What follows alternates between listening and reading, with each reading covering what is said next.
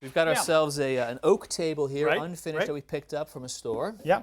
Great look on this table. I like the fact that it's oak. Oak is a wood that's very predictable, but you know, with all woods, you want to start by doing a little bit of light sanding first. Gotcha. We just want to, get rid of some of the blemishes. We're going to use a medium sandpaper here. This will be about a 150 grit. Gotcha. Because it's been sanded in the factory, but there's always going to be a few little nicks and scratches, and we want to open up the pores. We want to make sure that the pores are going to be receptive to whatever we put on here. And you're doing it by hand, so no mechanical sanders here? Yeah, I don't want to use a belt sander because for all we know, this might be a thin layer of veneer. We don't want to sand through it. And once the light sand is complete and those pores are opened up, where do we go from here? Well, now we got to get the dust off of there, Kevin, because dust is going to be the enemy of a smooth finish. So use a tack cloth.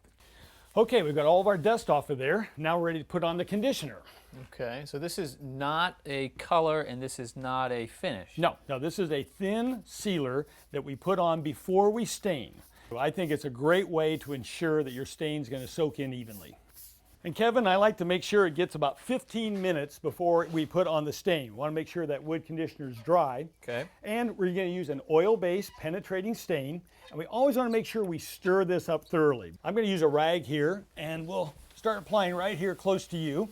And notice I'm going to put it on in a circular motion. I want to force that stain down into the pores of the wood. And we want to make sure we're putting on plenty of stain here, because anything that the wood doesn't soak in, we'll wipe it off when we're done. If you want a light version of any color, you wipe it off almost immediately. If you want a darker color, you can leave it on for 5, with oil-based up to 10 minutes.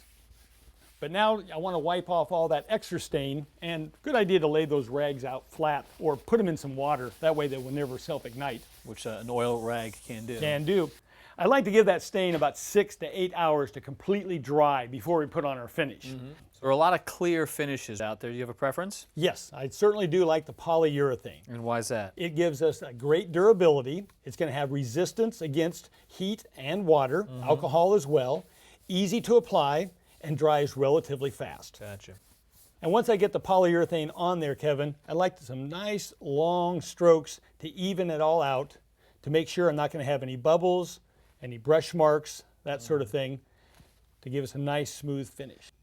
So that's how we make a new piece of wood look good. How do we take an old piece of furniture like this one and make it look good? Well, first thing you always want to do is to clean it, because many times we've got a good finish underneath, but we just got years and years of dirt and grime on top of it. What are you using as a cleaner? I'm using a wood cleaner. It's a commercial product, because what I found is you don't want to use any homemade remedies that might actually take the finish off the wood. So no vinegar, no ammonias. Absolutely not. No, make sure it's a wood cleaner that's not going to dissolve any of the old finish. Now, what if the finish underneath all that dirt isn't so good? Well, this is the case we've got right here on this checkerboard. And as you can see, it's got an old shellac and lacquer finish, all bubbled up. We're going to have to take part of that off.